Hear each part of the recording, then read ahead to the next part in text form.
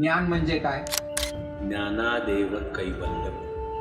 Memory किंवा पाठांतर याचा इथून पुढच्या 21व्या शतकातल्या शिक्षणामध्ये मग काहीच रोल उरलेला नाही. The best way to remember is not even to try to remember, but try to understand. ज्याला हे जाणवणं सुद्धा चालू होईल की मुळी सर्वत्र एकच एक चैतन्य भरलेलं आहे, हे जाणवणं सुरू जरी झालं तरी मग विश्वाच्या कल्याणाचीच प्रार्थना आपोआप होते. ज्ञान काय नाही? ही ठरलेली पुस्तकं, त्याचा हा ठरलेला अभ्यासक्रम, त्याचे हे एवढे ठरलेले लेसन्स, त्याला तू आहे असा तासाला बसायचं आणि त्याच्या शेवटाकडे तुझं मूल्यमापन होणारी म्हणजे परीक्षा, हे म्हणजे शिक्षण नाही.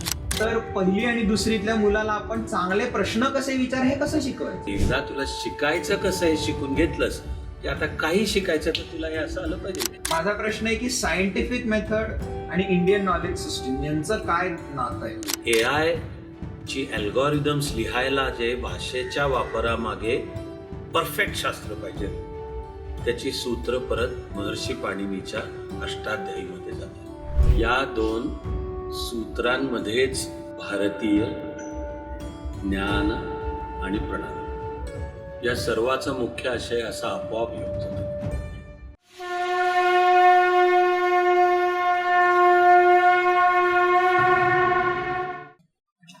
नमस्ते, मी सिद्धार्थ धर्माधिकारी सगळ्यांचं आजच्या पॉडकास्टमध्ये स्वागत करतो. आज आपल्या बरोबर आमच्या सगळ्यांचे गुरु अविनाश धर्माधिकारी सर आहेत. आमची संस्था चाणक्य मंडल परिवार गेली 30 वर्ष ज्या क्षेत्रामध्ये काम करते त्याला आता एक नवीन वळण लागतंय.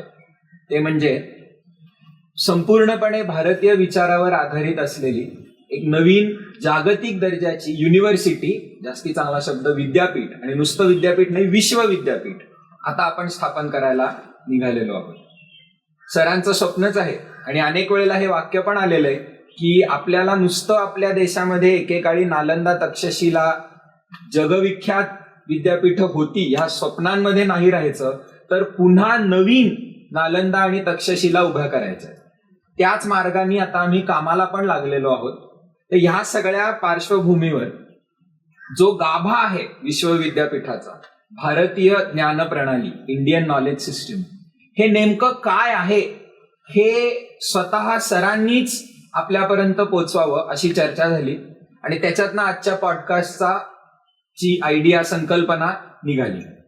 तुम्हाला उत्सुकता असेल तर सरांनी ह्याच विषयावर एक 2.5 तासाचं सत्र सुद्धा घेतलेलं आहे, व्याख्यान. इथे ऑडिटोरियम मधनच झालं ते. युट्यूबवर सर्च केलं Indian knowledge systems Avinash Dharmadhikari किंवा मराठीमध्ये भारतीय ज्ञान प्रणाली, तर ती व्हिडिओ पहिल्याच सर्च रिझल्ट मध्ये येते.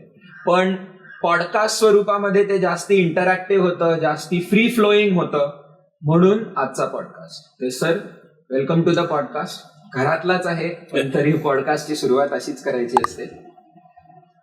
आपण पहिले सुरुवात करूयात इंडियन नॉलेज सिस्टीम, भारतीय ज्ञान प्रणाली या शब्दाला तोडूयात. म्हणजे पहिले 3 प्रश्न मी एकत्रच विचारतो, मग त्याच्यात एक एक घेऊयात आपण. पहिलं म्हणजे व्हॉट इज नॉलेज? ज्ञान म्हणजे काय? नॉलेज सिस्टीम म्हणजे काय? आणि अशा अनेक नॉलेज सिस्टीम्स असतील, त्याच्यातली अर्थातच मग इंडियन नॉलेज सिस्टीम ही एक बनते. त्यामुळे ती जर एक 5 मिनिटांमध्ये इन अ नटशेल विचारलं तर काय सांगाल तुम्ही एका 5वीतल्या मुलाला? पण पहिला प्रश्न, फर्स्ट थिंग्स फर्स्ट, की व्हॉट इज नॉलेज? ज्ञान म्हणजे काय? सिद्धार्थ, मला आज बोलताना नेहमीपेक्षा जास्ती आनंद आहे आणि माझी जी नेहमीची शैली आहे सुरू करण्याची, नमस्ते आणि सर्वांना सर्व काळ सर्व शुभेच्छा, या 2 सूत्रांमध्येच भारतीय ज्ञान आणि प्रणाली या सर्वाचा मुख्य आशय असा आपोआप येऊन जातो. आणि मला माझंही जीवन जगताना जेव्हा केव्हा असा आतून त्याचा अर्थ जाणवला, त्याला आपला भारतीय शब्दच आहे साक्षात्कार, की त्या शब्दाच्या अर्थाचा साक्षात्कार होणे. तो झाल्यापासून तर मी स्वीकारलंच की आपण सर्वांशी जो संवाद तो कायम ही 2 सूत्र वापरून करायचा. हे सुद्धा माझ्या अभ्यासाच्या काळात मला समजलंय की ही खास भारतीय शैली आहे जिचं नाव हजारो वर्ष सूत्र शैली असेल. की सांगायचं असतं खूप काही, आशय असतो खूप प्रचंड, पण तो अशा 2, 3, 4 शब्दांच्या एका समूहामध्ये तो सगळं अर्थाचं ब्रह्मांड व्यक्त होतं. हिला नाव आहे सूत्रशैली. कि मग समजा एकूण भारतीय विचार, भारतीय संस्कृती, त्यातली ज्ञान ही संकल्पना, त्याची प्रणाली, सिस्टीम म्हणा किंवा परंपरा म्हणा, याचा एक अत्यंत महत्वाचा मूलाधारच आहे वेद. ते नुसतं वेद वाङ्मय सुद्धा आहे प्रचंड. म्हणून आपल्याकडे संकल्पना आहे की हे एवढं प्रचंड असलेलं वेद वाङ्मय काही निवडक सोप्या सूत्रांमध्ये सांगण्याकरता आपली अशी एक धारणा आहे की महर्षी व्यास यांनी व्याससूत्र किंवा त्यालाच नाव आहे ब्रह्मसूत्र अशी 400 काहीतरी अशा त्या सूत्रांमध्ये त्यांनी ते वैदिक सगळं विषय आणि अर्थाचं ब्रह्मांड मांडलं. ही जी सूत्र शैली आहे किंवा संपूर्ण भाषा हा विषय, मी नुसती संस्कृत भाषा नाही म्हणते, मानवी जीवनातला, मानवी व्यवहारातलाच हा भाषा हा विषय, ही तर क्रांतीच आहे. मानवाच्या उत्क्रांतीच्या वाटचालीत मेंदू, त्या मेंदूचं आधुनिक शास्त्राचा शब्द आहे न्यूरल नेटवर्क, आणि त्यामध्ये भाषा ह्या प्रकाराचा उगम, हे मानवी संस्कृतीच्या वाटचालीचं क्रांतिकारक पाऊल आहे. तर त्या भाषा ह्या प्रकाराचाच प्रचंड सखोल अभ्यास करून महर्षी पाणिनी यांनी भाषाविषयक 4000 पेक्षा जास्ती सूत्र म्हणले. त्यातल्या पहिल्या सूत्रांना तर ती 12, 14, 16 त्याला नावच आहे शिवसूत्र. आणि पुन्हा मुद्दा मांडण्याची आपली भारतीय शैली की शिव कैलासावर डमरू वाजवतोय, त्याचे जे ध्वनी आहेत, तर महर्षी पाणिनींनी त्या ध्वनीचा शास्त्रशुद्ध अभ्यास करून त्याचं वर्गीकरण केलं 14 प्रकारात, आणि मूळच्या त्या 14 प्रकारच्या ध्वनींच्या मधून वेगवेगळे ध्वनी जुळले की शब्द, आणि शब्द जुळले की वाक्य, असं मिळून भाषा. महर्षी पाणिनींनी नुसतं व्याकरण मांडलेलं नाही, हा एक फार मोठा गैरसमज असतो की अष्टाध्यायी या ग्रंथामध्ये महर्षी पाणिनींनी व्याकरण मांडले. अगदी आधुनिक भाषाशास्त्र हा जो विषय, त्याचे सुद्धा एक 3-4 घटक मानले जातात की ज्यामध्ये ध्वनीचा अभ्यास येतो, फेनोम आणि मग फेनॉमेनॉलॉजी. एक एक ध्वनी, ते ध्वनी जोडून सलग त्या ध्वनींच्या जोडण्यातून शब्द तयार होतो. तर ध्वनीचा अभ्यास आहे. ते जोडून तयार होणारं वाक्य, त्याला अर्थ कसा प्राप्त होतो, त्याला भाषाशास्त्रातला आधुनिक इंग्लिश शब्द आहे सेमॅन्टिक्स. नंतर येते व्याकरण. असे 4 भाग येतात बाहेर. तर महर्षी पाणिनींच्या अष्टाध्यायी ग्रंथामध्ये या 4000 पेक्षा जास्ती सूत्र आहेत. ती अख्खा भाषा अफलातून विषयच मांडलाय मुळातून, पण तो सूत्र रूपाने मांडलाय. किंवा आपल्या आत्ताच्या गप्पांमध्ये तरी एक एक मुद्दा, अर्थात नेहमीप्रमाणे ती माझी शैली की अमुक मुद्दा मध्यरात्रीपर्यंत चालेल, हा सुद्धा चालेल, तरी त्याच्या एका थोडक्यात नीट टोकाला यायला मी उदाहरण म्हणून तूर्त शेवटचंच म्हणेन. ते आहेत महर्षी पतंजलींची सुप्रसिद्ध योग सूत्र. ती 495, 195, 196.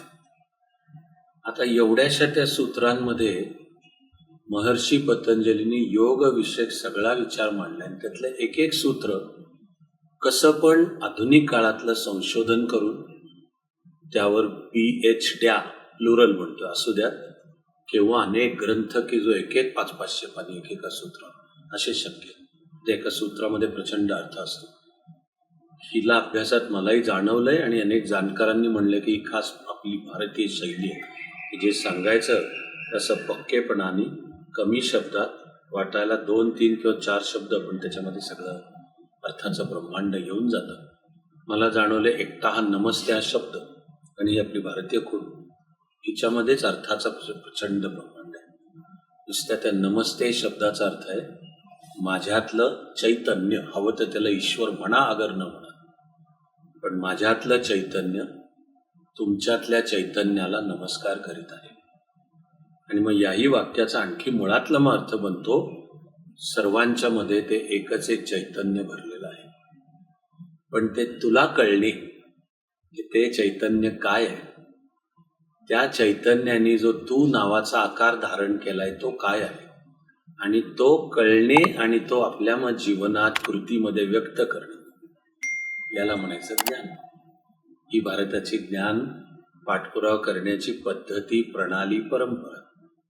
पहा की इतकं सगळं त्या एका नमस्ते शब्दात आलं. माझं नेहमी म्हणणं आहे की ज्याला हे जाणवणं सुद्धा चालू होईल की मुळी सर्वत्र एकच एक चैतन्य भरलेलं आहे आणि हा तू, हा मी, हे ग्लास, ही पुस्तकं, हे टेबल, या खुर्च्या, हे सगळे त्या चैतन्याचे वेगवेगळे आकार आहेत. हे जाणवणं सुरू जरी झालं तरी मग विश्वाच्या कल्याणाचीच प्रार्थना आपोआप होते की जर तू आणि मी वेगळे नाहीच आणि प्रणव आणि मी नाव प्रणव, हा ओंकार आणखीन आला तो येईलच आपल्या बोलण्यात, आणि हा प्रतीक आणि संजोग वेगळे नाहीच आहे. तर मग इथे त्या वेगळेपणातून येणारा द्वेष, दुरावा, हिंसाचार, दुराग्रह, त्यातून निर्माण होणारे अत्याचार, याला जागाच नाही. जागा आहे ती सर्वांचं कल्याण. यातून आपोआप प्रकटणारी प्रार्थना मग ती संस्कृतमध्ये असली तर सर्वेत्र सुखिनः सन्तु, की ज्यांनी आपण चाणक्य मंडल परिवारातली उपासना प्रत्येक तासाची सुरुवात आणि जीवनात जे करायचं ते पहिल्यांदा अंतःकरणात मनापासून ही प्रार्थना की सर्व विश्वाचं कल्याण होऊन, हे बघ हे जे मी जीवन जगतोय ते विश्वाचं कल्याण होण्यातला हा माझा खायचा वाटा. ते संस्कृतमध्ये वेदापासून वर्तमान काळापर्यंत चालत आलेलं सर्वेत्र सुखिनः सन्तु हेच बुद्ध महावीरांनी आपल्याला प्राकृतातही शिकवलं, भवतु सब्ब मंगलम. आणि जे मी नेहमी खूप आनंदाने सांगतो की मला सुदैवाने भारतभर खूप प्रवास करायला मिळतो. मी ते भाग्य मानतो की लोकांचं प्रेम आणि ते बोलवतात. आणि अर्थातच हे भारत हे राष्ट्र पण एकसंध राष्ट्र आहे की ज्यातल्या सर्व विविधतेचंही स्वागत आहे, सन्मान आहे, आदर आहे. आपल्याला ती विविधता तोडत नाही, फोडत नाही. आपल्याला विविधता धोका वाटत नाही.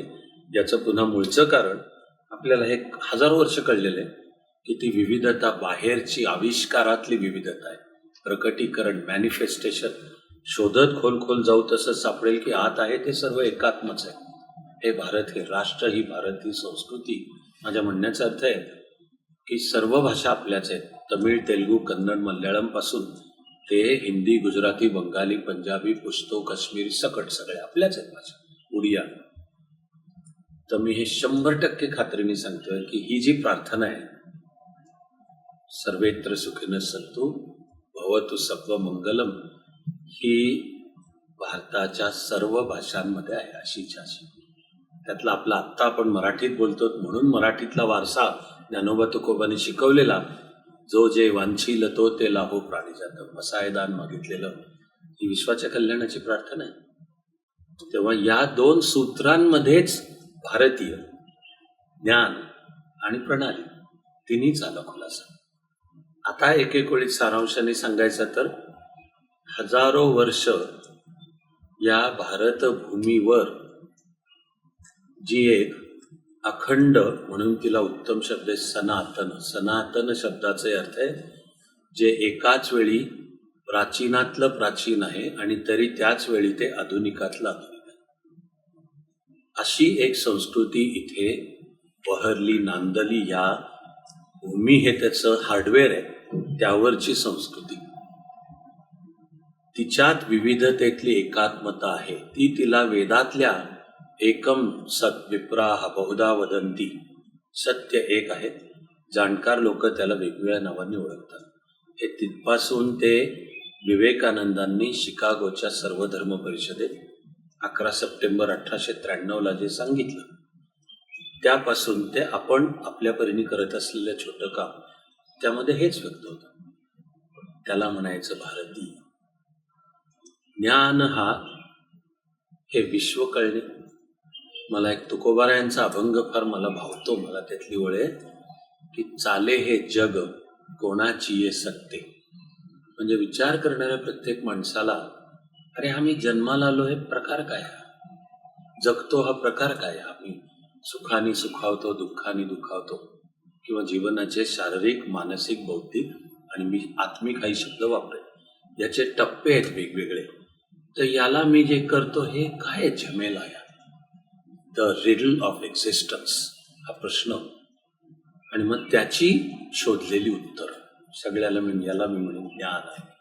आणि ज्ञान साधन आहे की हे कळणे, कळण्याची उत्सुकता, जाणण्याची उत्सुकता. हे जगणं काय, हे मी जगतो म्हणजे काय, हे श्वास घेतो म्हणजे काय, या भावना काय. आता आपण भाषा प्रकारावर थोडं बोलतो, पण असा म्हणजे मग त्यामध्ये सगळं विज्ञानही आलं. जर बोलायचा शब्द वापरायचा आलं तर बाहेरच्याही जगाचा शोध आणि आतल्याही जगाचा शोध. आणि या बाहेरचं जग नावाचं काही वेगळं आहे आणि आतलं जग नावाचं काही वेगळं आहे असंही नाही आहे, पण हे शोधत, मग याला म्हणायचं ज्ञान. आपल्याकडे तर ज्ञानाच्या सुद्धा इतक्या अप्रतिम व्याख्या आहेत, एकाहून एक. पतंजलीच्याच योगसूत्रामधली मला अत्यंत भावलेली, हे तर प्रत्यक्ष घडताना अगदी अलीकडेच आहे. मी सुदैवाने माझ्या वैयक्तिक लहानपणापासून हा एक किस्सा म्हणून मी अनेकदा सांगितला आहे, तो त्या भारतीय ज्ञानप्रणालीवरच्या व्याख्यानातही, आणि आपण एक वाचनावर सत्र घेतलं होतं त्यातही सांगितलंय की मला अगदी लहानपणी 2री किंवा 3री असेल लिहिणं वाचणं येऊ लागलं होतं. एक विवेकानंदांचं राजयोग हे पुस्तक हाताला लागलं. असं निळं फिक्कट कव्हर होतं, कोपरे मुडपलेले होते, जुनं पुस्तक, पानं पिवळी पडलेली, तरी मन ओढलं गेलं असं आपोआप. आणि अशी उत्स्फूर्तपणे पानं, मला जणू वाटलं स्वामीजी स्वतः आपल्याशी बोलतात. आता ते पुस्तक हे विवेकानंदांनी, ज्याला कोणाला आपल्या जीवनात निविद योग करायचा आहे तर तू कसं कर, असा पहिला भाग आहे. आणि दुसरा भाग पतंजलीच्या योगसूत्रांवर विवेकानंदांचं भाष्य.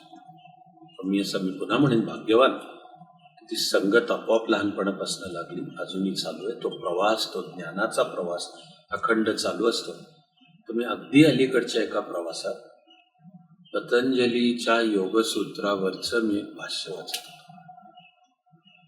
आणि अचानक त्यातल्या अशा एका सूत्रापाशी पोहोचून मी ते थांबलोच. हातात असलेली पुस्तक खाली ठेवून थांबलोच, कारण ते सूत्र आहे ज्ञानादेव कैवल्यम.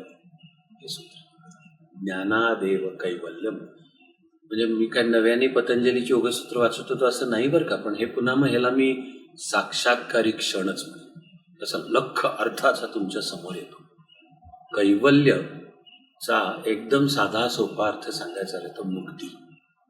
मला वाटतं की प्रत्येक माणूस मुक्तीचा शोध घेत असतो. ज्याला ज्या तऱ्हेने जीवन कळेल तो त्या तऱ्हेने त्या मुक्तीचा अर्थ समजावून घ्यायचा प्रयत्न करत असतो, आणि ती मुक्ती शोधायचा, मुक्तीपर्यंत पोचायचा, मुक्त होण्याचा आणि मुक्ती जगण्याचा असा तो प्रयत्न करत असतो. त्याला आपला छान तत्वज्ञानातला शब्द आहे कैवल्य प्राप्त. आणि ज्ञानादेव कैवल्यम म्हणजे ज्ञान हीच मुक्ती आहे. आपली ज्ञानाची व्याख्या काय आहे? मुक्तीचा शोध म्हणजे ज्ञान आहे. आणि मग त्या प्रवासात व्यावहारिक जीवनही येतं. अगदी मला माणूस म्हणून जगायचं आहे, त्यासाठी आर्थिकदृष्ट्याही स्वतःच्या पायावर मला उभं राहता आलं पाहिजे. मला माझं आर्थिक जीवन सन्मानाने जगता आलं पाहिजे. याचा अर्थ आहे की सन्मार्गानेच पापं करावी लागत नाहीत, पण पैसे कमवणे, घर बंगला, उद्या संसार, मुलं बाळं, घोडागाड्या सगळं जरूर ना, याच्यात पापं न करता इथपासून ते मला हे जीवन कळत माझा मुक्तीचा रस्ता, तर ही ज्ञानाची व्याख्या आहे. म्हणून हा झाला दुसरा ज्ञान.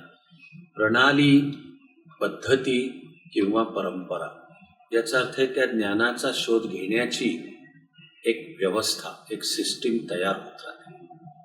जसे आपल्या गप्पांमध्ये आपण आधुनिक विज्ञानाकडे येऊच, आणि ती विज्ञान आणि ती प्रयोग करणे ही संकल्पना भारतीय विचारात पण आहे. पण मी प्रयोग करतो प्रयोगशाळेत आणि शोधतो की हायड्रोजनचे 2 ॲटम आणि ऑक्सिजनचा एक एकत्र येतात आणि पाणी तयार होतं. हाही ज्ञानाचाच रस्ता आहे. हा मी प्रत्यक्ष बाहेर प्रयोग, त्याला इंग्लिश शब्द आहे एम्पिरिसिझम, ती पण ज्ञानप्रणाली आहे आणि ती भारतीय विचारात बसते. आणि आपल्याला सर्व जगातनं सर्व ते शिकून घ्यायचं आहे. यालाही मला कळलेलं हजारो वर्षांचं भारतीय मन घडवलेलं आहे. परत आपली वेदातलीच प्रार्थना आहे आणि मला ती अत्यंत आवडते. आ नो भद्राः क्रतवो यन्तु विश्वतः, अशी प्रार्थना ही ऋग्वेदातली आहे की संपूर्ण जगामधून सगळे चांगले विचार आमच्याकडे येऊ देत. तर हे भारतीय मन आहे की ते भिंती नाही आखत, मुळातल्या संपूर्ण जगातनंही चांगले विचार घेऊ, ते शिकू, पचवू, त्याचं सिंथेसिस करू, त्यालाही आपल्याला कळणारे नवे आकारही देऊ आणि ते संपूर्ण जगाकडून आलेले चांगले विचार आणखी चांगले करून आपणही ते जगाला देऊ. याला मी म्हणणार आहे प्रणाली, पद्धती. आणि मग ज्ञानाचा तो एका व्रतस्थपणे शोध कसा घ्यायचा याची पद्धत.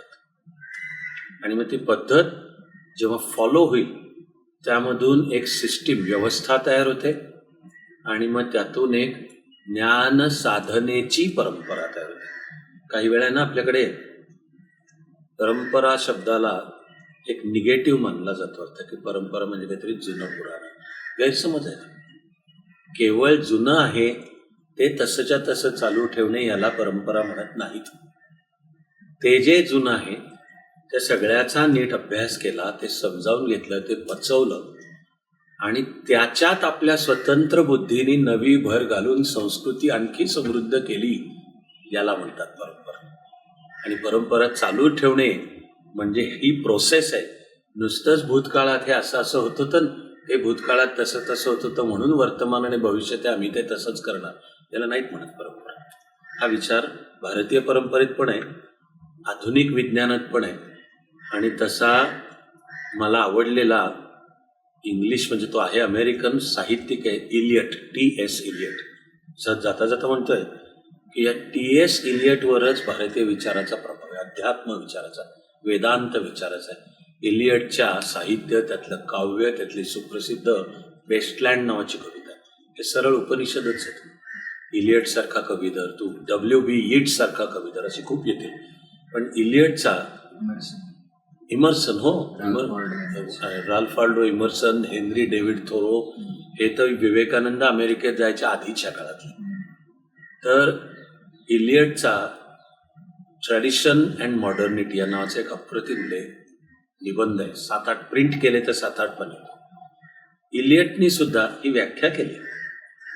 तो त्या निबंधात हे म्हणतो की परंपरा म्हणजे नुसतंच भूतकाळ आहे तसा चालू ठेवणे नाही, तो भूतकाळ समजावून घ्यायचा, त्यावर वर्तमान काळात पाय जमिनीवर ठेवून आपल्या स्वतंत्र बुद्धीने संस्करण करून ते आणखी समृद्ध करायचं आणि नव्या पिढीकडे सोपवायचं, याला म्हणतात परंपरा. सहज मी हे बोलत असताना पहिले 3 शब्दांचा तू म्हणालास तसा मी प्रयत्न करतोय आणि तरी थोडक्यात सांगण्याचा. पण साधा आत्ता बोलत असताना सुद्धा मला पावला पावलाला जाणवत आहे की आपण आपल्या परीने हे सगळंच्या सगळं चाणक्य मंडल परिवारमध्ये 30 वर्ष आपण प्रत्यक्ष करतो जमिनीवर. त्यातला सुद्धा आता वर्ष, एकतर कोणताही कोर्स असला तरी त्या कोर्सच्या पहिल्या दिवशीच्या पहिल्या तासाला काय शिकायचं तर ध्यान, मेडिटेशन, आणि त्याला आधार ओंकार आणि वेळेची मर्यादा लक्षात घेता निवडलेले 3 श्लोक. म्हणजे आधी तू ध्यान, ही ज्ञान प्रणाली, किंवा तासाचा शेवट प्रार्थनेने की तू 2 तासाचं सत्र झालं, पुन्हा डोळे मीट, पाठीचा कडा ताठ ठेव, श्वासावर लक्ष दे आणि हे जे शब्द 12 ओळी म्हणतो आहोत ह्या जगायच्या आहेत आपल्याला, ही ज्ञान प्रणाली.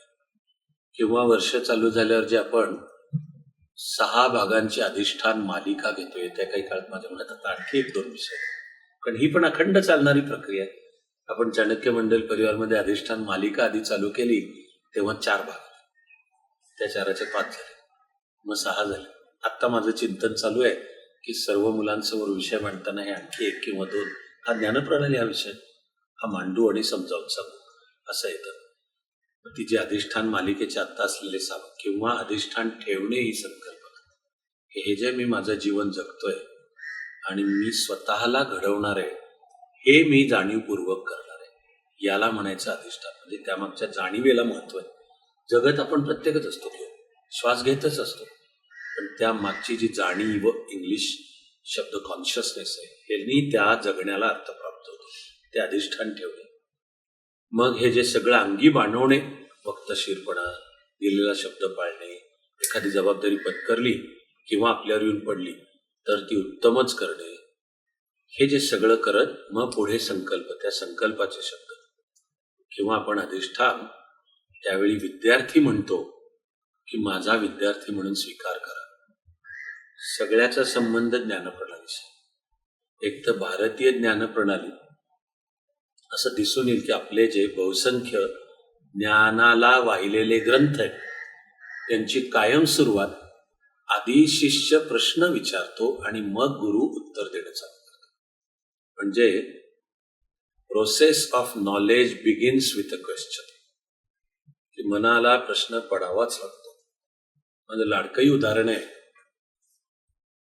1666 मध्ये लंडनमध्ये कॉलराची साथ आली म्हणून ही न्यूटन फॅमिली, जवळचं गाव ते आता लंडनमध्येच वुलथॉप, इथे राहायला गेले. त्यांची सफरचंदाची बाग होती. त्यावेळी 22 वर्षाचा असलेला न्यूटन एका दुपारी सफरचंदाच्या झाडाखाली बसला होता. त्याच्या समोर एक सफरचंद खाली पडला, असा किस्सा बोलला जातो सुप्रसिद्ध, की ग्रॅव्हिटेशनल फोर्स, गुरुत्वाकर्षणाचा शोध कसा लागला. तर न्यूटनच्या तिथे मनात प्रश्न आला की खाली का पडलं, वर का नाही गेलं. मी आयुष्यभर गमतीने म्हणत आलोय की तुला काय करायचं, गप उचल आणि खा ना ते सफरचंद. ती बिब्लिकल किंवा एब्राहमिक जी कन्सेप्ट आहे की ॲडमनी हे सफरचंदाचं फळ खाऊ नको असं ईश्वराने सांगितलं होतं, पण ईवनी आग्रह केला. दुनियेत एकही ॲडम नाही की ज्याला ईवनी आग्रह केल्यावर तो ते सफरचंदाचं फळ खाणार नाही, असं नाहीच आहे. खाल्लं, ती जी संकल्पना आहे. तर मग न्यूटन की ते गप खा ना, ते तसं नाही, त्याला प्रश्न पडला. पण म्हणजे त्या एका प्रश्नातून आता पुढच्या 350 वर्षातली विज्ञानाची सगळी वाटचाल. तसे आपण भारताचे सुद्धा कोणतेही ग्रंथ पाहिले तर कैलासावर विहार करीत असताना पार्वतीने शंकरास विचारले. आणि इथे सुद्धा फार मोलाची गोष्ट आहे की दरवेळी फक्त विचारणारी पार्वती म्हणजे स्त्रीच आहे आणि उत्तर देणारा शंकर म्हणजे पुरुषच, असं सुद्धा अजिबात नाही. अनेक ठिकाणी विचारणारा पुरुष आहे आणि ज्ञानपूर्वक त्याला उत्तर देणारी जी आहे ती स्त्री आहे. माझ्या मते याच्यातली एक समता व्यक्त झाली, स्त्रीचं समाजातलं समान स्थान. तर शिक्षणाची जी प्रोसेस आहे ती आहे आधी मन ओपन करावं लागतं, नाही तर पालथ्या गड्यावरचं पाणी. आणि शिक्षण म्हणजे नुसतं मी आलो, तुमचा फॉर्म भरला, तुमची फी भरली आणि हे तुमचा सिलेबस आहे तुम्ही सांगताय म्हणून वर्गात येऊन बसलो, त्याला नाहीत म्हणत शिक्षण. या सगळ्या बाहेरच्या व्यवस्था आहेत, त्याचे मना आतून यावं लागतं. आणि शिवाय ते हा शिक्षण घेणारा मी या नात्याने मी शिष्य आणि मला ते ज्ञान देणारा हा गुरु या नात्याने तो, यांच्यातलं नातं, प्रेम, आशीर्वाद सगळ्या मागे फार मोठा शास्त्रीय अर्थ आहे. त्यामुळे भारतीय विचारात शिष्य जोवर प्रश्न विचारत नाही तोवर गुरु गप्पच बसतो. आणि मग शहाण्या शिष्याला कळतं की माझ्या गुरुचं मौन हे सुद्धा किती अर्थपूर्ण आहे. एक शंकराचार्यांची ओळ आहे, गुरोस्तु मौनम व्याख्यानम. असं शंकराचार्य म्हणतात की माझ्या गुरुचं मौन सुद्धा व्याख्यान आहे. आणि असं विवेकानंदांचं रामकृष्ण परमहंसांच्या संदर्भातलं वाक्य आहे, one sentence of my master will create cartload of literature. ते रामकृष्ण परमहंसांच्या मुखातून आलेले एक वाक्य, याचा अभ्यास करून मांडायचं तर असं गाडाभर साहित्य निर्माण होईल एवढं प्रचंड. ती प्रोसेस ज्ञानाची प्रश्नांनी सुरू होते. मनाला प्रश्न पडावा लागतो, विद्यार्थ्यांनी म्हणावं लागतं की माझा विद्यार्थी किंवा शिष्य म्हणून स्वीकार करा. ते आपण जे चाणक्य मंडलच्या रचनेतही बसवलंय आणि शिक्षणाच्या दृष्टीने म्हणशील तर त्याचं मी ज्याला द बेस्ट नम्रतापूर्वक म्हणेन क्रिएटिव्ह आधुनिक ते रूप म्हणजे मग आपण आपल्या इथे बसवलेला फाउंडेशन कोर्स. म्हणून आपण विचारपूर्वक याचं वर्णन कायम चाणक्य मंडल परिवार मधला शैक्षणिक दृष्ट्या सर्वात महत्वाचा कोर्स आणि तेही नम्रतापूर्वक पण नीट कळून सवरून आत्मविश्वासपूर्वक आपण विधान करतो की एकूणच चाणक्य मंडल आणि त्यामधला हा फाउंडेशन कोर्स हे शिक्षण क्षेत्राला आपल्या परीने आपण देत असलेलं ते योगदान आहे. असं ते संपूर्ण भारतीय ज्ञान आणि प्रणाली तिन्ही शब्दांचं एकत्रित अर्थ आणि आपण आपल्या परीने करत असलेलं काम. ज्ञान काय आहे याच्यावर फार सविस्तर बोललातच. मला वाटतं आजकालच्या मुलांना ज्ञान काय नाही हे पण तितकंच जास्ती महत्वाचं समजावणं गरजेचं आहे. त्यामुळे मी थोडा वेगळ्या अर्थाने प्रश्न विचारतो. तुम्ही भरपूर महत्व व्याकरण, पाणिनी, शब्दांचे बरोबर उच्चार, डिक्शन, इनन्सिएशन हे जे आजकाल शब्द आहेत, न थुंकता करण्याचं इनन्सिएशन, ज्यांना कळत नसेल त्यांनी फ्रेंड्स ही मालिका बघा. त्याच्यामध्ये गॅरी ओल्डमनचा एक मोमेंट आहे असा, and when you enunciate you spit. तर चाणक्यामध्ये आल्यावर ही अजून एक गोष्ट होते की बाकीच्या काय हो न हो प्रत्येक विद्यार्थी आपला फ्रेंड्सचा फॅन तर बनतोच. त्याच्यावरनच मग आपण नंतर कदाचित चर्चेत हा पण विषय घेऊ की विनोद याचा ज्ञानाशी काही संबंध असतो का मग विनोदाला आपण तुकारपणाच म्हणतो, पण तो घेऊयात नंतर. मुद्दा होता भाषा, ह्याच्यावर खूप आग्रह महत्व दिलं तुम्ही. त्यामुळे की ज्ञान काय नाही हे समजून घेण्याच्या अनुषंगाने माझा शब्दकोश खूप मोठा आहे, माझी भाषेवर पकडच जबरदस्त आहे. मी स्क्रॅबल मधला वर्ल्ड चॅम्पियन आहे इंग्रजी पुरतं. म्हणजेच ज्ञान का माझी ज्ञान मिळवण्यासाठी स्मरणशक्ती, ability to remember a lot of facts and figures ही प्रचंड मोठी आहे. हे गरजेचंच आहे का मग नेसेसरी बट नॉट सफिशियंट का त्याचा ज्ञानाशी काही संबंधच नाहीये. विचारण्याचा मुद्दा असा की आजकालची सगळी शिक्षण व्यवस्था सलाईन मधनं आयुष्यभर डोस दिल्यासारखं मुलाला हेच शिकवत असते की तुला जेवढं पाठांतर करता येईल तेवढं तुझं ज्ञान प्रचंड मोठं. मग पाठांतराचा आणि ज्ञानाचा नेमका संबंध काय एकमेकाशी? एक पहिलं म्हणजे तरी हा विनोदाच्या विषयावर मी, कारण तोही जो आपण बोलतो त्याच्याशी आहे जीवन हसतमुख जग. इतकं सोपं ते मूळचं सूत्र. हे बघ, आपण सगळे माणसं आहोत आणि सुख दुःख, यश अपयश, चढ उतार, आशा निराशा आणि प्रसंगी उपेक्षा, अपमान, अवहेलना यापासून कोणाचीही सुटका नाही. ती जर प्रभू श्रीराम आणि भगवान श्रीकृष्ण आणि शिवाजी महाराजांच्या सारख्याला सुद्धा हे सगळं सोसावं लागलं, आपण तो कोण? तेव्हा बुद्धापासून तुकोबारायांपर्यंत जीवनाचं आकलन ज्यांनी सांगितलंय ते सांगतात सुखापेक्षा दुःख जास्ती. बुद्ध जीवन दुःखमय सांगतो, पण त्या दुःखातून मुक्तीचा मार्गही सांगतो. मग आपल्याला दिसेल की बुद्ध कायम हसतमुख आहे. आपली जी सर्व लेणी आणि जगातली सर्व मंदिरं यातले भगवान बुद्ध कधी दुर्मुखलेला चेहरा घेऊन बसले असं कधीच नाही. जीवन दुःखमय आहे हे ज्याला समजलं त्यांनी त्या दुःखाचं मूळ शोधलं आणि त्यावर मात करण्याचा उपाय पण सांगितला. मग त्याचा चेहरा प्रसन्न आणि आनंददायक बनतोच. भगवान श्रीकृष्ण सतत हसतमुख आहे, भगवान बुद्ध सतत हसतमुख आहे, भगवान महावीर वर्धमान हसतमुख आहेत, विवेकानंद हसतमुख आहेत. तिकडे विवेकानंदांना अमेरिकेत एकदा विचारलं की तुम्ही बघावं तेव्हा खेदळतच असता, तर तुम्ही आहात तत्वज्ञ फिलॉसॉफर, तर तुम्ही सारखे खेदळताय काय? तर विवेकानंद म्हणले की अरे ज्याला जीवन समजेल तो उलट कायम हसतमुखच राहणार आहे.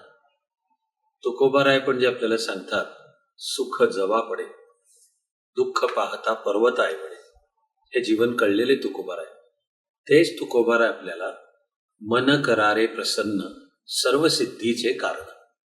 ह्या अभंगातल्या 2 ओळीत इतका सखोल विचार आहे की मन प्रसन्न असणे, आनंदी असणे. तर तुकोबाराय म्हणतात सर्व सिद्धीचे कारण.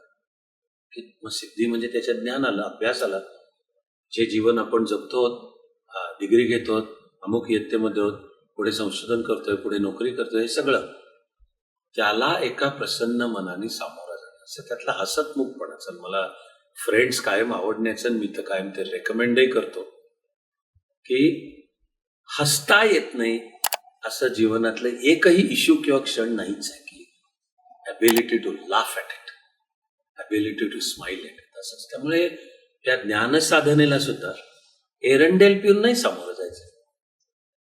माझं तर लाडकं इक्वेशन आहे, pursuit of knowledge is equal to pursuit of happiness.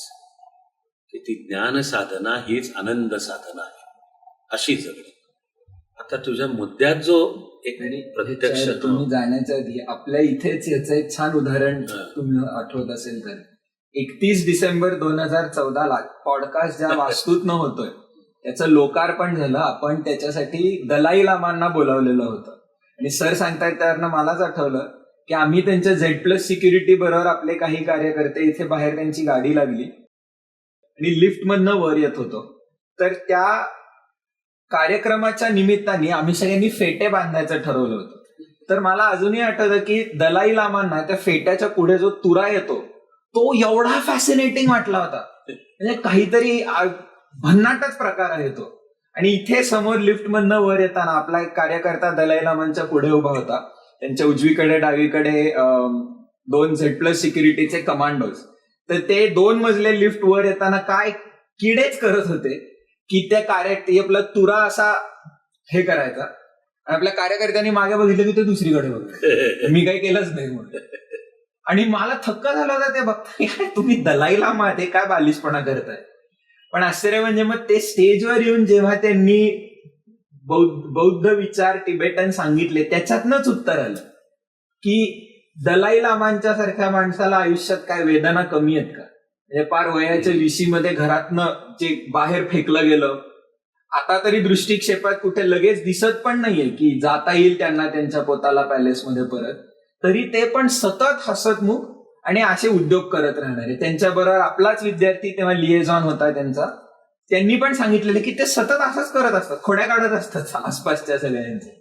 तुम्ही ते जे आपण विनोद मुद्द्यावर गेलो त्याच्यावरनं मला पण सांगावं असं वाटलं. पण मुळातला मुद्दा की ज्ञान काय नाही. काय होऊन बसलंय दुर्दैवानी ते भारतात, दुर्दैवानी ज्याला एक अधिक योग्य शब्द म्हणून मेकॉले प्रणित शिक्षण पद्धती, की ज्याच्यात दुर्दैवानी स्वातंत्र्यानंतर फार मूलभूत मोठे बदल झाले नाही, थोडे झाले आणि असले तर काही आता अलीकडे चालू होत आहेत. मुद्दा हा आहे की शिक्षण म्हणजे ही ठरलेली पुस्तकं, त्याचा हा ठरलेला अभ्यासक्रम, त्याचे हे एवढे ठरलेले लेसन्स, त्याला तू आहे असा तासाला बसायचं आणि त्याच्या शेवटाकडे तुझं मूल्यमापन होणार आणि तीही म्हणजे परीक्षा आणि जणू तुझं मूल्यमापन तुला त्यात मिळालेले मार्क म्हणजे तू हे होऊन बसतो. हे म्हणजे शिक्षण नाही. ॲट बेस्ट हे म्हणता येईल की ही सर्व शिक्षणाची साधनं आहे, ही माध्यम आहे. हे म्हणजे सर्वस्व शिक्षणाचं नाही. त्यामुळे उदाहरणार्थ की एखाद्याची स्मरणशक्ती खूप तल्लख आहे तर त्याचा अर्थ तो मुलगा किंवा मुलगी हुशार आहे हे निश्चित आहे, पण बुद्धीचे अनेक पैलू आहेत, स्मरणशक्ती हा त्यातला एक पैलू आहे. पण शिक्षण पद्धतीत मग काही प्रमाणात असं होऊन बसलं की तुला रट्टेबाजी किती करता येते. त्यामुळे निगेटिव्ह म्हणून वापरला जाणारा शब्द पाठांतर, ते तुझं घोकंपट्टी, आपण ज्याला घोका आणि ओका हे म्हणजे किती, हे होऊन बसले निकष.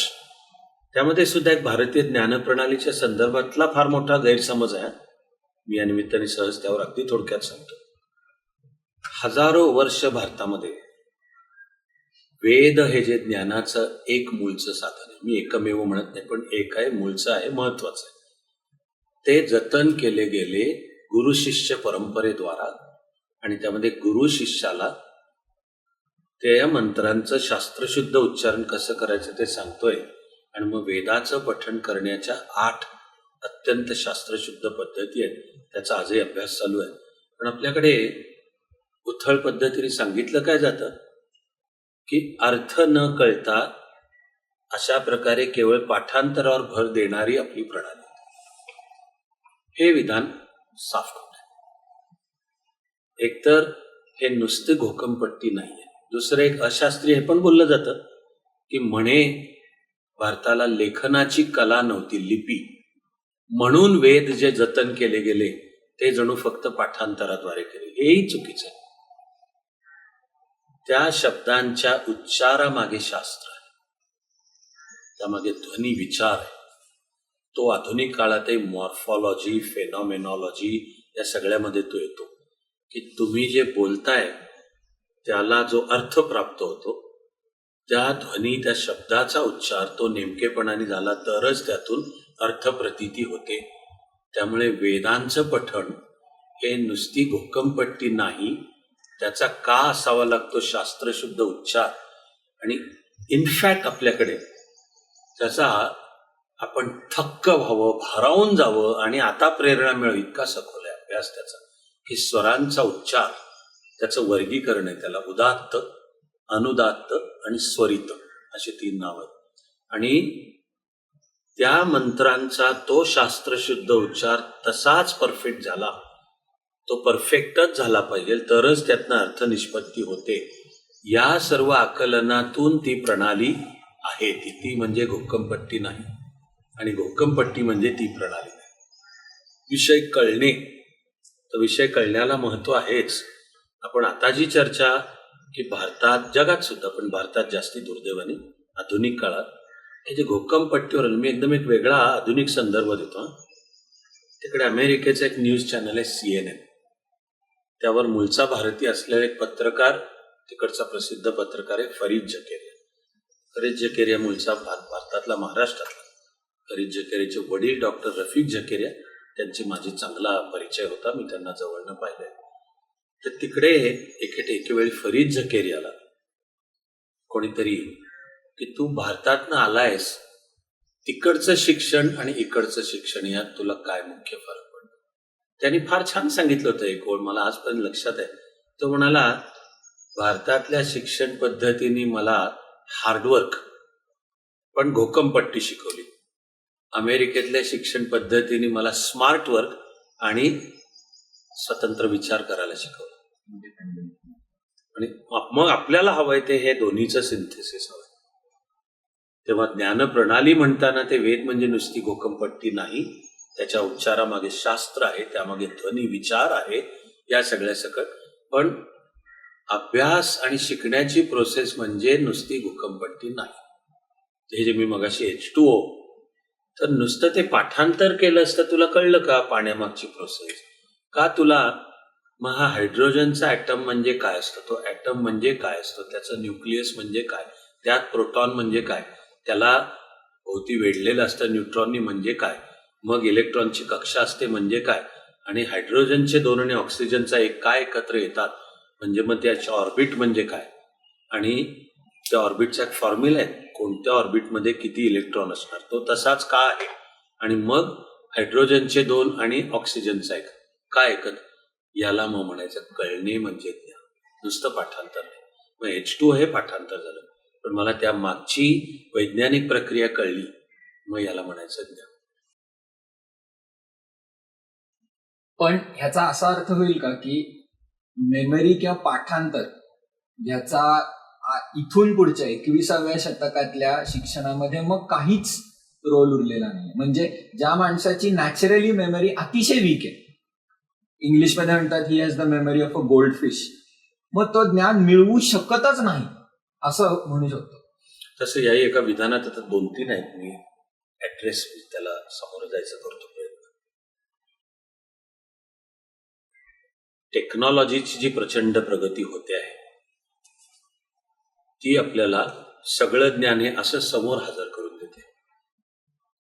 पण मग आता जाणकार संशोधन करून यावर रिसर्च पेपर्सही लिहिले जात आहेत की टेक्नॉलॉजी आपल्याला डंब बनवते, निर्बुद्ध. का?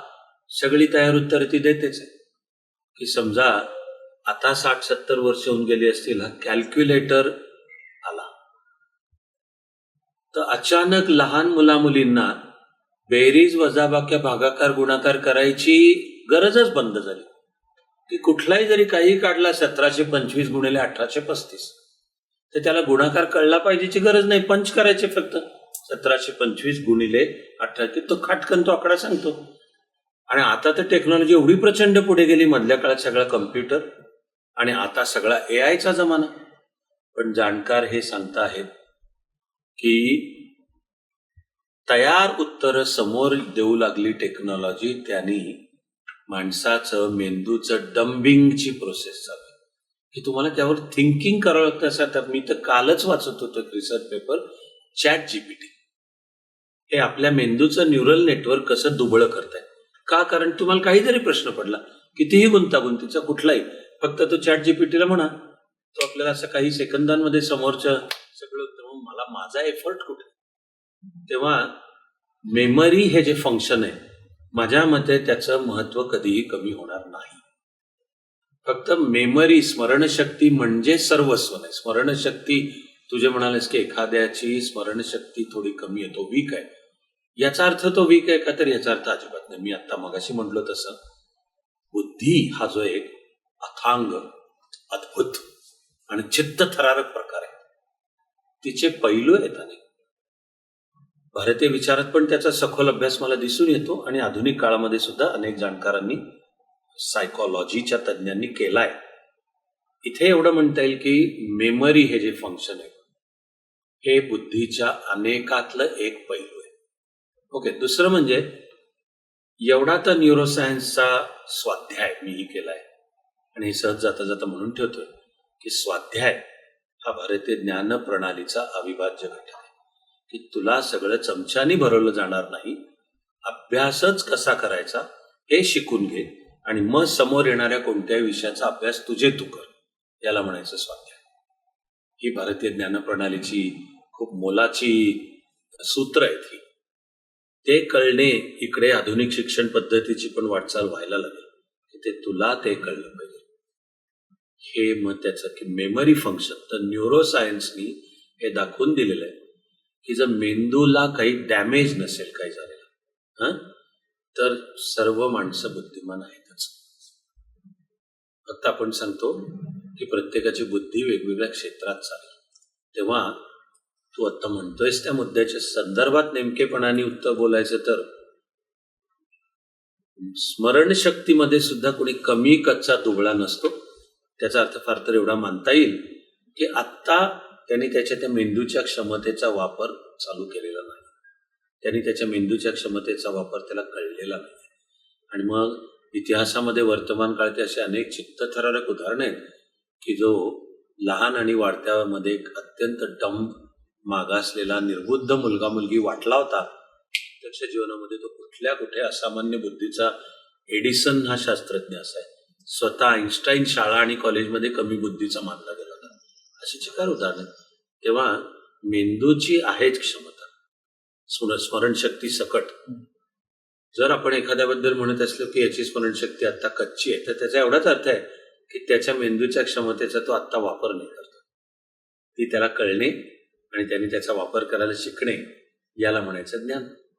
आईन्स्टाईनचंच तुम्ही नाव घेतलं म्हणून त्याचं एक फार विख्यात वाक्य आहे, never try to remember something you can look up.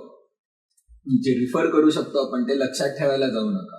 आणि मला पण 5 वर्ष LLB करून मग LLM करताना हाच प्रश्न पडला की लिगल एज्युकेशन मध्ये पण तो सेक्शन लक्षात ठेवणे, त्याचं एक्सप्लेनेशन लक्षात ठेवणे, तो बरोबर परीक्षेमध्ये तोच लिहिता येणे, याच्यावर एवढा जास्त भर आहे. सामान्य प्रश्न पडायचा की मी उद्या जजच्या समोर उभा राहिलो, जजच्या हाताशी तो कायदा असणार आहे, माझ्या हाताशी पण तो कायदा असणार आहे, तर मला नुसता तोच सेक्शन नंबर पाठ आहे, ज्याच्यानी मी कसा चांगला वकील बनतो.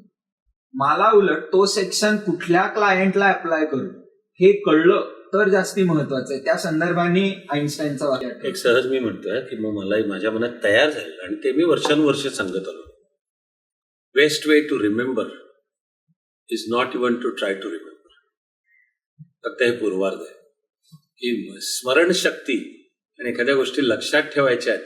माझं लाडकं आणि the way I put it सांगण्याची माझी लाडकी शैली, the best way to remember is not even to try to remember. हा पूर्वार्ध आहे की लक्षात ठेवण्याचा सगळ्यात उत्तम उपाय म्हणजे लक्षात ठेवण्याचा प्रयत्न सुद्धा न करणे, पण हा पूर्वार्ध आहे. पंचलाईन काय आहे? The best way to remember is not even to try to remember but try to understand. समजण्याचा आग्रह. मला जर तो विषय समजला तर मला मग हे कायदा, त्याचे सेक्शन, तो जज काय म्हणतोय, मला पाठांतर नाही करावं लागणार आहे.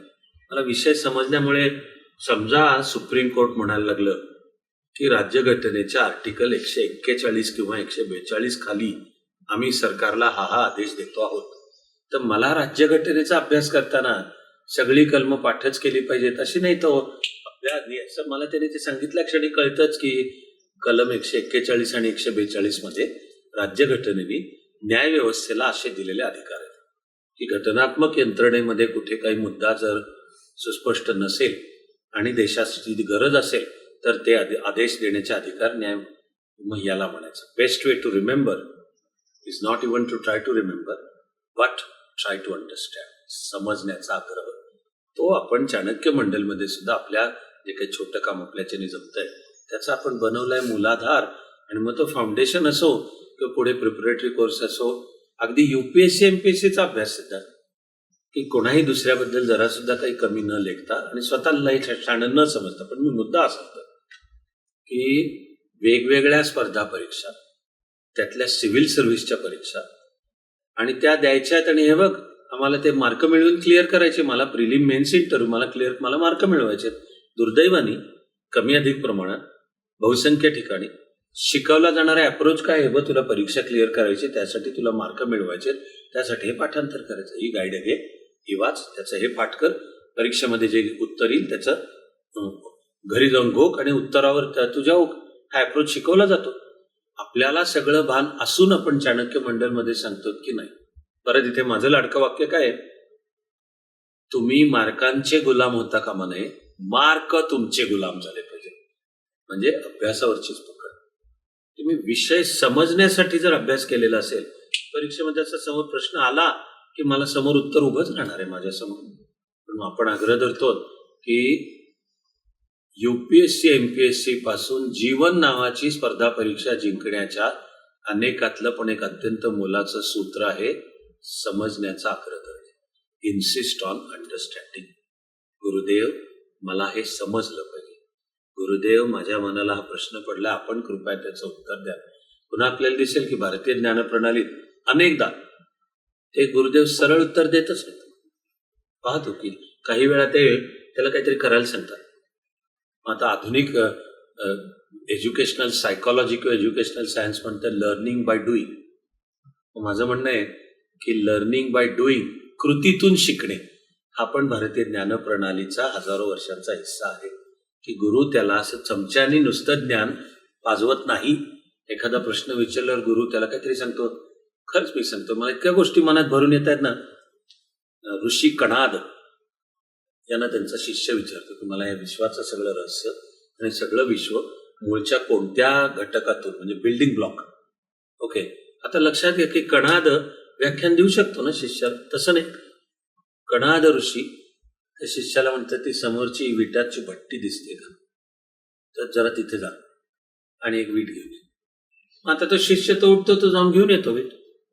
कणाद ऋषी त्याला सांगतात फोड ती वीट, छोटे तुकडे कर, आणखी छोटे कर, आणखी छोटे कर. आता अगदी शेवटचा उरतो.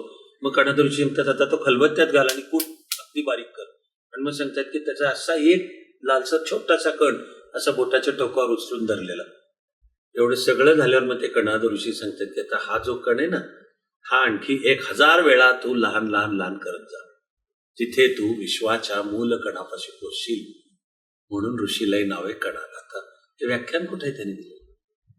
ऋषी शिष्याला एक एक्सरसाइज सांगतो, एक अनुभव त्याला.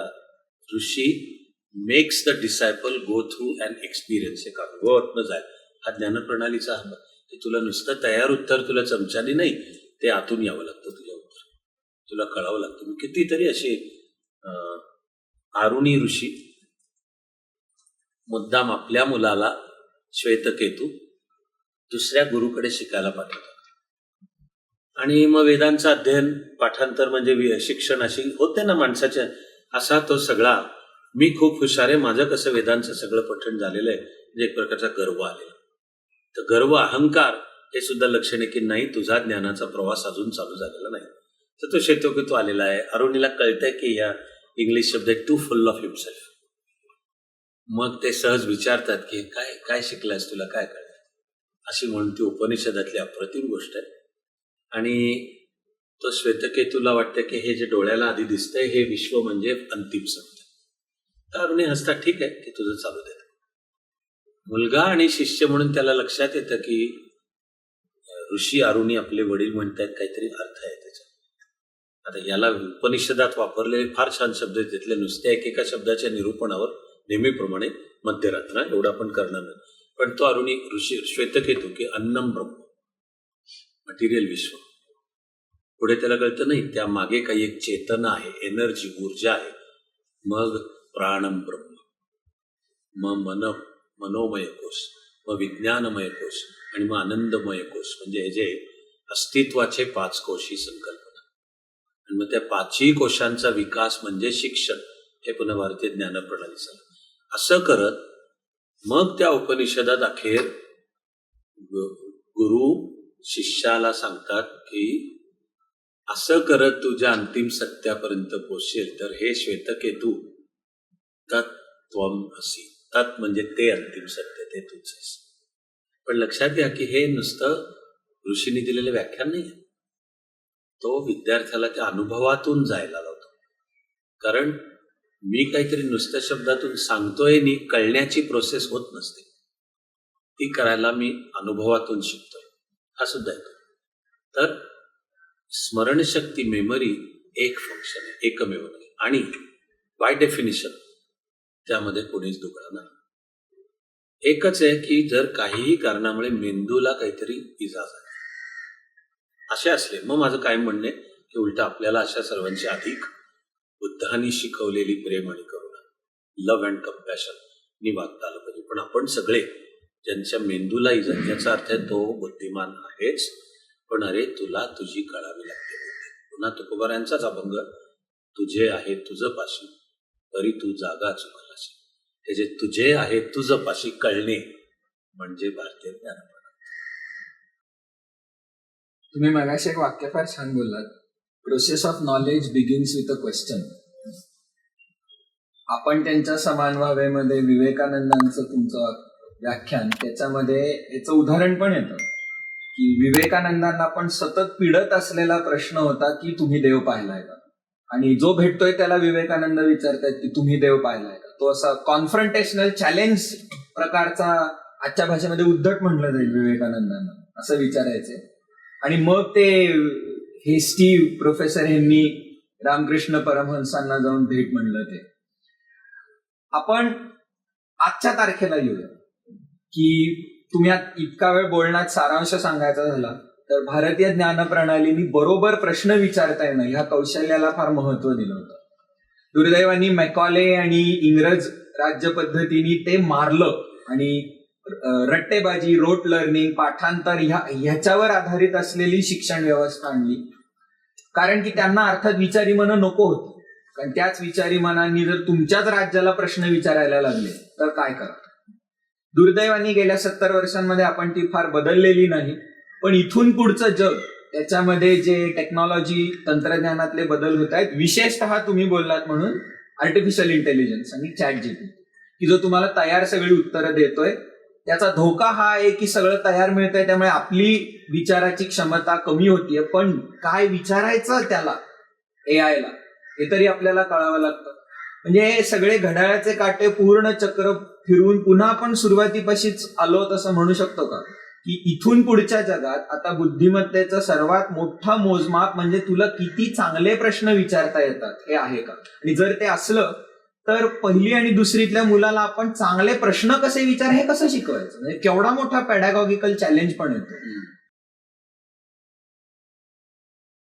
चांगले प्रश्न विचारता येणे आणि हीच बुद्धिमत्ता आहे, हे मला कळलेल्या भारतीय ज्ञानप्रणालीचं हजारो वर्ष सूत्र आहेच. तेव्हा आता एआय आणि एआय वर आधारित जे येत चाललं आणि असं म्हणेपर्यंत सगळं येतच आहे, बरोबरच आहे की मला या सगळ्यातनं काय शोधायचं, पण अन्यथा आशय कंटेंटचं अख्खं ब्रह्मांड तुझ्यासमोर आहे, यातनं तुला काय शोधायचं. तेव्हा स्वतंत्र विचार करता येण्याची बुद्धी, तिचं महत्व कधीही कमी होणार.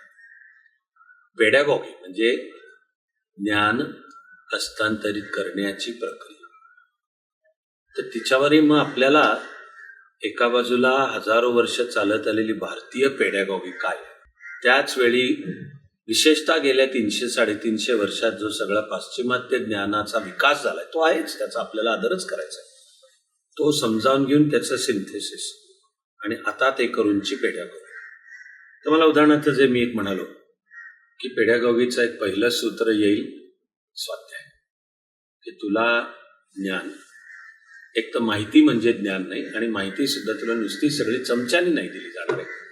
आपण ज्याला सूत्र वापरतो फाउंडेशन कोर्समध्ये सुद्धा, लर्निंग हाऊ टू लर्न, शिकायचं कसं हेच शिकून घे, आणि एकदा तुला शिकायचं कसं हे शिकून घेतलंस की आता काही शिकायचं तर तुला हे असं आलं पाहिजे की बायोटेकचं क्षेत्र समोर आलं, पण मला मनाला उत्सुकता पडते की मला हा बायोटेक हा विषय कळला पाहिजे. पण तुला कोणताही विषय जाणून कसा घ्यायचा म्हणजे ज्ञानाची प्रक्रिया तुला कळली आहे, आता ती बायोटेकच्या अभ्यासाला लाव. उदाहरणार्थ मग वाचन, लेखन, स्वतंत्र विचार, संशोधन, प्रयोग करणे हा येतो, पेडॅगॉगी हा आला. लेक्चर ही एक मेथड झाली, पण मग स्वाध्याय हे जे मी म्हणून हे पेडॅगॉगी. मला जाणवलेला आणखीन एक आहे म्हणजे अनुभवातून शिकणे. जसं मगाशी मी एक सूत्र बोललो ते पेडॅगॉगीच आहे, कृतीतून शिकणे, की लर्निंग बाय डुईंग. तर म्हणजे प्रयोगशाळांना महत्व त्यासाठी असतं की तुला नुसतेच सांगण्यात असा उभा राहा. मला सहज आत्ता मनात येणारं उदाहरण आहे की प्रकाशाचा किरण जेव्हा माध्यम बदलतो तेव्हा त्याचं वक्रीभवन होतं, इंग्लिश शब्द रिफ्रॅक्शन ऑफ द लाईट रे. आणि किती होतं त्याला फिजिक्समधली संज्ञा रिफ्रॅक्टिव्ह इंडेक्स, आणि तोला ग्रीक लेटर वापरलं जातं म्यू, एम सारखंच आहे, रनिंग लिपीत लिहिलेलं एम, तो म्यू. आता फिजिक्सच्या तासाला आणि ऑप्टिक्स ही त्या फिजिक्सची ब्रँच आहे, हे वर्गात शिक्षक एक ओळीत सांगू शकतात ना की तो प्रकाशाचा किरण 1.47, तर म्यू हा 1.47. ही पेडॅगॉगी झाली की ओके लेक्चर मेथड, ओके, पण नाही, प्रयोगशाळेत जा, मध्ये काचेचा प्रिझम ठेव चौकोनी, पलीकडच्या बाजूला त्या प्रिझम मधून इकडून पाहत एक प्रकाशाचा किरण ट्रेस कर, कसा, टाचण्या ठेवायच्या त्या बाजूला, त्या टाचण्या, त्यात तो डिफाईन होतो की हा प्रकाशाचा एक किरण आहे. आणि मग ह्या बाजूनी म्हणजे आता तो किरण मध्ये ठेवलेला प्रिझम क्रॉस करून माझ्याकडे येतोय, तो मला कसा दिसतोय ते ह्या बाजूला टाचण्या ठेव, आणि मग तुला लक्षात येईल की तो प्रकाशाचा किरण 1.47 मध्ये तो हे आहे लर्निंग बाय डुईंग, कृतीमधून शिक्षण. मग हा पेडॅगॉगीचा महत्वाचा भाग आहे. आणखीन येतो प्रत्यक्ष अनुभवातून शिक्षण. आधुनिक मग त्याला शब्द फील्ड वर्क. हे नुसतं पुस्तक नाही, नुसतीच तू पानं उलटतोयस नाही, जा समाजात, लोकांमध्ये मिसळ. आपण जे फाउंडेशन कोर्समध्ये मग हे सगळं करतो की आपलेच आदिवासी गोरगरीब बांधव कसे जगतात, त्यांच्या आरोग्य आणि पोषणाचे काय मुद्दे आहेत, त्यांना पिण्याचं पाणी गावातलं कसं असतं, ते शेती कशी करतात. अरे हे नुसतंच तू वर्गात बसून शिकला नाहीस, तू जा गावात जा, त्या आपल्या आदिवासी वनवासी बांधवाच्या घरात राहा, तो जे खातो ते खा, त्याच्याबरोबर वनात जा, त्याच्याबरोबर शेतात जा, हे सगळं ही पेडॅगॉगी. मला जाणवलेलं आणखी एक महत्वाचं सूत्र आहे ते आपल्या गुरुकुल पद्धत. आता तर गुरुकुल पद्धत ही पण खास भारताची पेडॅगॉगी, गुरुकुल सिस्टम. तर त्यामध्ये वयानी अनुभवानी थोडे मोठे असलेले विद्यार्थी, वयाने अनुभवानी लहान म्हणजे आता इंग्लिश शब्द सिनियर ज्युनियर, तर हा आपल्या गुरुकुल पद्धतीचा हजारो वर्षाचा भाग आहे की थोडेसे सिनियर असलेले विद्यार्थी ज्युनियर विद्यार्थ्यांना स्वतः शिकवतात.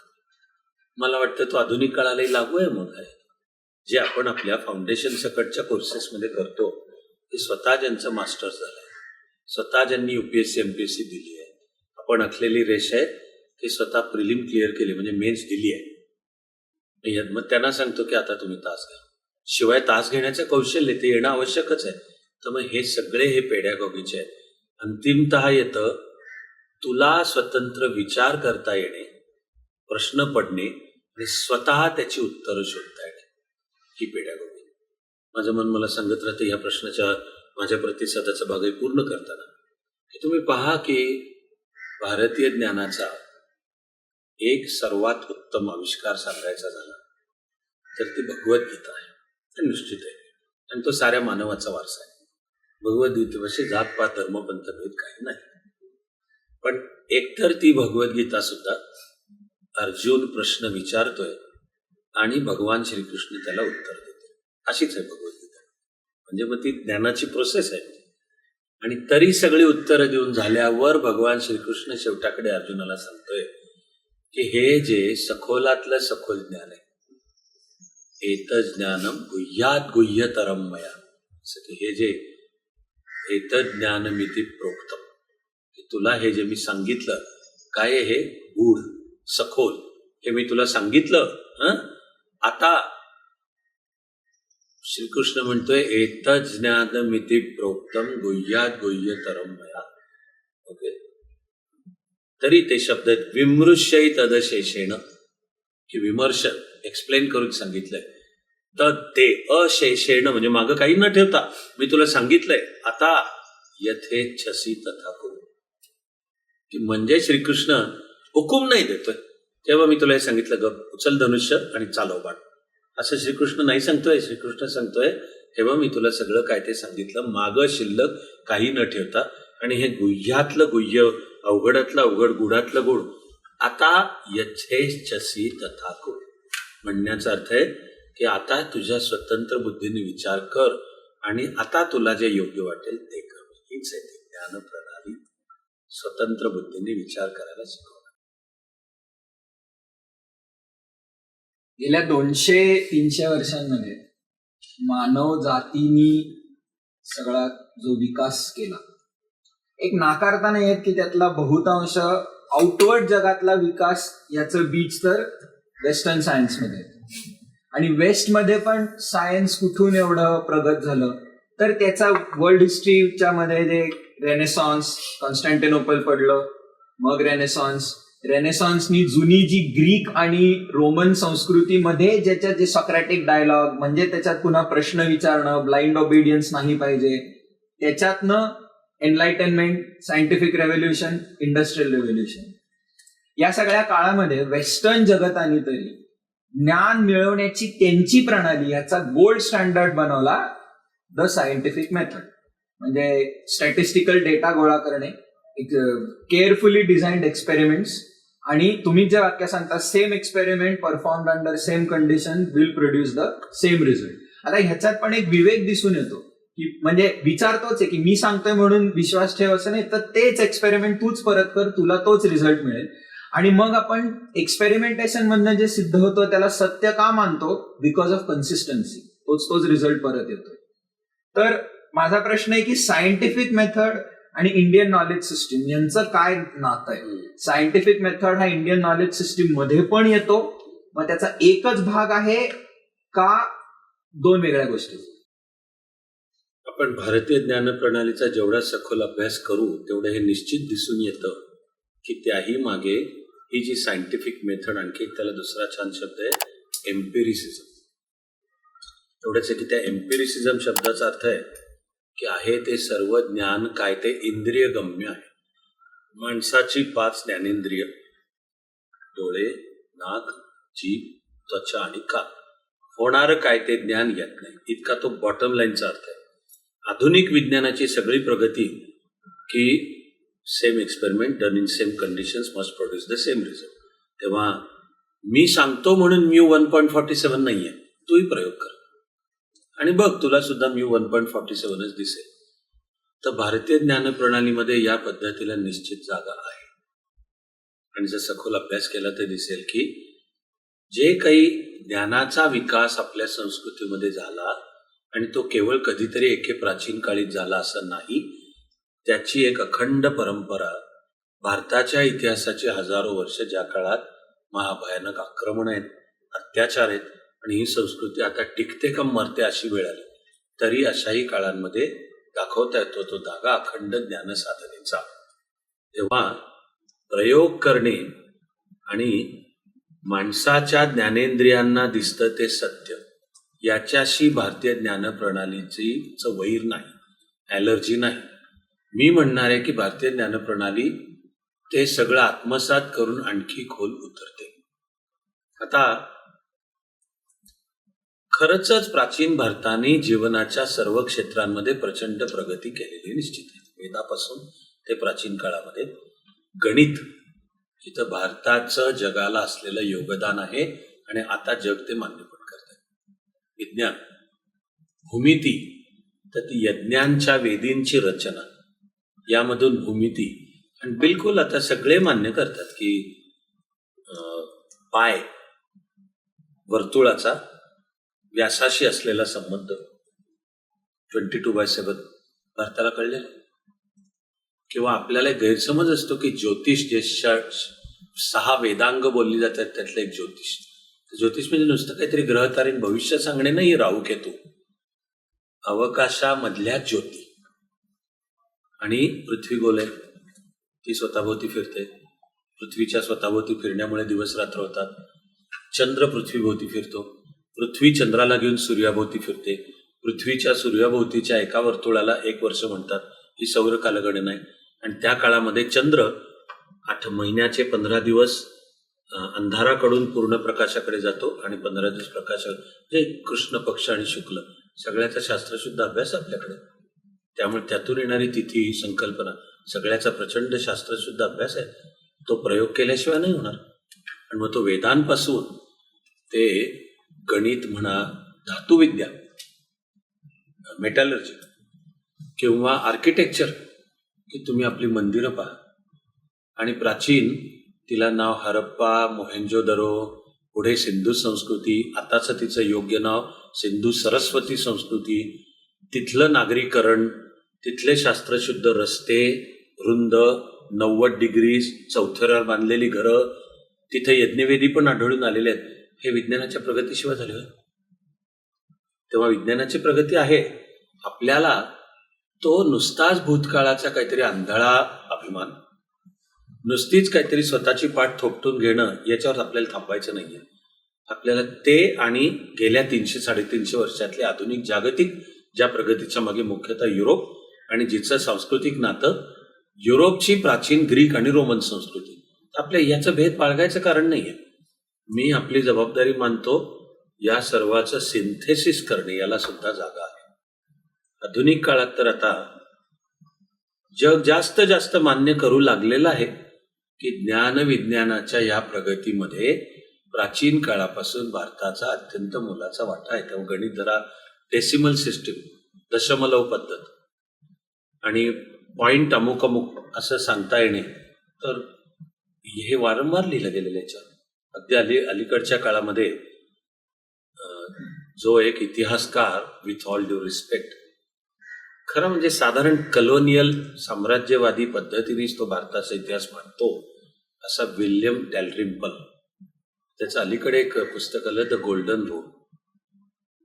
आणि त्यांनी हे जे आधुनिक विज्ञानाचं जे सगळं प्रगती आहे, तिची मूळची सूत्र प्राचीन काळातल्या भारताकडून ती कशी जगभर पोचली, हे त्यांनी एकदम सगळ्या ऐतिहासिक पुरावा मांडून दिलाय. तो अलीकडचा, आणि तोही स्वतः ब्रिटिश म्हणून मी फक्त उदाहरण म्हणून म्हणतोय. अन्यथा अनेक भारतीय अभ्यासक, तज्ज्ञ, इतिहासकार हे शतकानुशतकं सांगत आले, आधुनिक काळात सुद्धा सांगत आले. अलीकडची सगळी जी फिजिक्सची, आईन्स्टाईनची रिलेटिव्हिटी, आईन्स्टाईनच्याच विचारातून आलेली क्वांटम थिअरी, आणि त्या क्वांटम थिअरीचे जे थोर शास्त्रज्ञ नील्स बोर, हा अरविंद श्रॉडिंजर, ज्याचं नाव कोपेनहेगन इंटरप्रिटेशन असं, ही 1923 का 27 मध्ये झालेली कॉन्फरन्स कोपेनहेगनला, तर त्याच्या मागे सगळा वेदांताचा विचार आहे. हे सर्व शास्त्रज्ञ स्वतः हे सांगून ठेवतात की आम्हाला हे सगळं सुचलं आणि मग आम्ही आधुनिक विज्ञानाची मांडणी करत कसे गेलो. पुन्हा उदाहरणार्थ, same experiment done in same conditions must produce the same result. ठीक आहे, हे क्लासिकल फिजिक्सला लागू आहे. हे वाक्य क्वांटम फिजिक्सला लागू नाही पडत. कारण क्वांटम फिजिक्समध्ये no two conditions are ever same. So there is no question of same experiment. No two experiments are or can be same. Same experiment under same circumstances. So there are no same circumstances. So what are you saying to produce the same results? एक प्राचीन Greek विचारवंत आहे, त्याचं फार छान वाक्य आहे की तुम्ही you cannot put your hand in the same river twice. फार अर्थपूर्ण आहे बरं का ग्रीक तत्वज्ञ. त्याच्या म्हणण्याचा अर्थ काय आहे की नदी एक सतत वाहतं आणि सतत बदलणारं घटित आहे फेनॉमेना. तर तुम्ही सेम नदीमध्ये दोनदा हात नाही घालू शकत.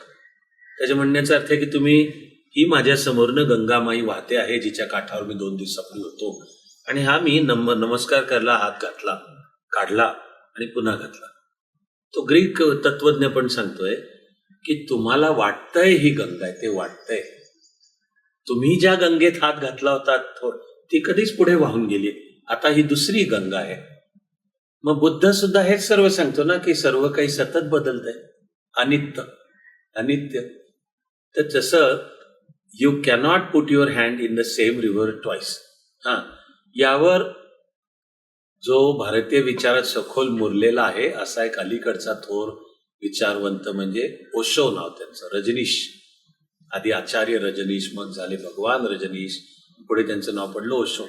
मला त्यांचं एक वाक्य आवडून गेले. ते ह्या ग्रीक तत्वज्ञावर बोलत मग म्हणतात की तो म्हणतो you cannot put your hand in the same river twice. Osho म्हणतो you cannot even put your hand in the same river once. का?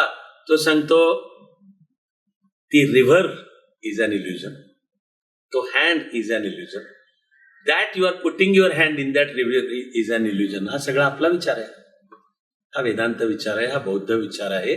तो आधुनिक विज्ञानाने आता मांडून सिद्ध करण्याकडे नेलाय. म्हणजेच मी आपला आधुनिक काळातलं काम, जबाबदारी, कोड ऑफ कॉन्डक्ट मी काय म्हणेन की ज्ञानाच्या क्षेत्राला देशादेशांच्या सीमा नसतात, असता पण कामा नये. तेव्हा भारतीय ज्ञानप्रणाली म्हणजे सुद्धा काहीतरी फक्त भारत, भारतीय संस्कृती, फक्त प्राचीन काळ, त्याचा काहीतरी खोटा अभिमान, असा त्याचा अर्थ अजिबात नाही. उलटा तो जर खोटा असेल तर उलटे ती ज्ञानप्रणाली नाही.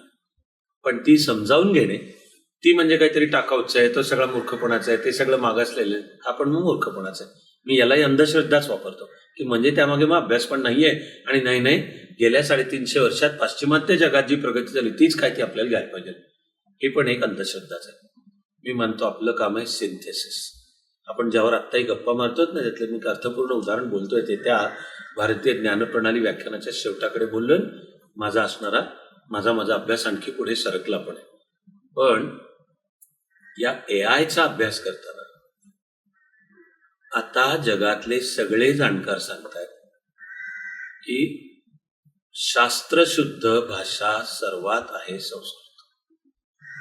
आणि एआय ची अल्गोरिदम्स लिहायला जे भाषेच्या वापरामागे परफेक्ट शास्त्र पाहिजे, त्याची सूत्र परत महर्षी पाणिनीच्या अष्टाध्यायीमध्ये जातात. मग आता हा नुसताच अभिमान घेऊन बसायचं का की आमची भाषा संस्कृत बघा किती ग्रेट? तसं नाही. मी म्हणेन अभ्यास पाहिजे. त्यामुळे महर्षी पाणिनीच्याही अष्टाध्यायीचा अभ्यास, त्यावर महर्षी पतंजली पण महाभाष्य लिहिलं. आणि हा नासामधला 1985 शास्त्रज्ञ रिक ब्रिक्स हा अभ्यास करून पाणिनीच्या अष्टाध्यायीवर भर्तृहरी, हा 4थं किंवा 5वं शतक, त्याविषयी खूप मिथ आहेत, मी आता त्याच्यात नाही जात, पण भर्तृहरीनी वाक्पदीय या नावाने भाष्य लिहिलं. आणि 19व्या शतकाच्या सुरुवातीला म्हणजे 1810च्या सुमाराला महाराष्ट्रातलाच एक पंडित नागेश भट्ट हा भर्तृहरीच्या वाक्पदीयवर एक भाष्य लिहितोय. मला तर वाटतं की आपल्यातल्या अनेकांना काही माहिती पण नसतं, पत्ता पण नसतो.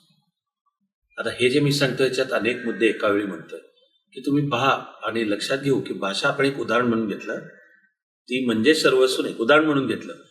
पण अखंड ज्ञानसाधना, तिचा सतत अभ्यास, नव्याने अभ्यास. तर 19व्या शतकाचा सुरुवात नागेश भट्ट 1810च्या आसपास आणि मूळचं पतंजलींचं महर्षी पाणिनींचं अष्टाध्यायी त्यावर भर्तृहरीची वाक्पदीय ही कॉमेंट्री भाष्य आणि त्यावर पंडित नागेश भट्ट 1810 मध्ये काम करतायत.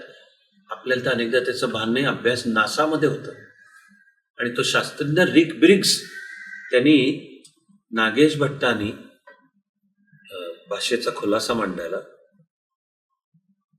ग्रामम गच्छति चैत्रा हे वाक्य, ग्रामम गच्छति चैत्रा.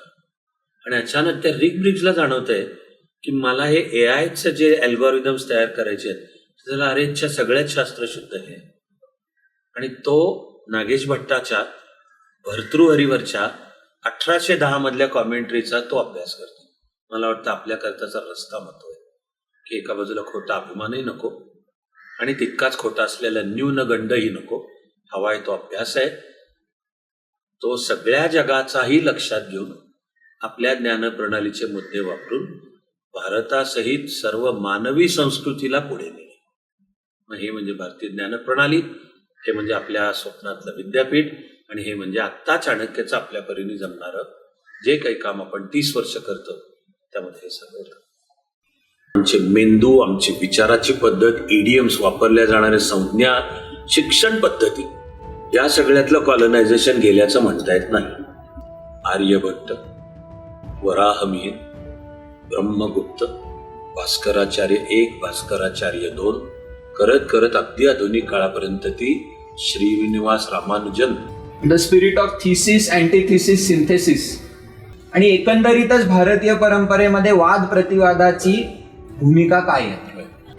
भारतीय विचार प्रिस्क्रिप्टिव्ह नाही, तो अब्राहमिक विचार आहे. भारत विचार सांगतो आणि तेव्हा सांगण्याचं काम मी करतोय. उलटा आता तू स्वतंत्र बुद्धीने विचार कर आणि त्या मुक्कामावर पोच. राज्यशास्त्र, समाजशास्त्र, अर्थशास्त्र सकट, विज्ञान, गणित, खगोला सकट रामायणात येतं, महाभारतात येतं. 19व्या शतकात न्यायमूर्ती रानडेंनी शिवाजी महाराजांच्या राज्यव्यवस्थेचा अभ्यास करून असं मांडलंय की या राज्यव्यवस्थेचा नैसर्गिक रस्ता लोकशाहीच्या स्थापनेकडे जातो.